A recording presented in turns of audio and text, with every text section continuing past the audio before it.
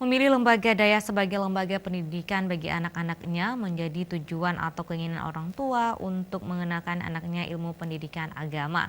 Setiap ajaran baru, lembaga daya di Kota Banda Aceh melebihi antusiasnya masuk pendidikan daya.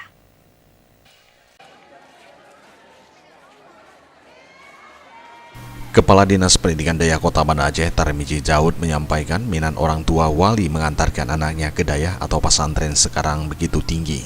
Ini terlihat dari tingginya orang tua fokus pendidikan anak pada pendidikan agama di Kota Banda Aceh, di mana pendidikan pesantren solusi atas kekhawatiran orang tua terhadap pendidikan anak, perubahan kondisi saat ini di dalam masyarakat. Orang tua menilai pendidikan agama bekal bagi anak dari pergaulan bebas yang tidak termendung dari budaya luar yang masuk. Karena bebasnya informasi yang masuk sehingga perubahan akan terjadi dalam masyarakat khususnya pada usia anak-anak.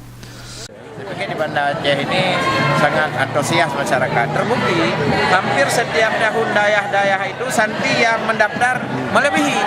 Menunjukkan orang santri itu, wali santri kan anaknya ingin kan ke dunia pendidikan.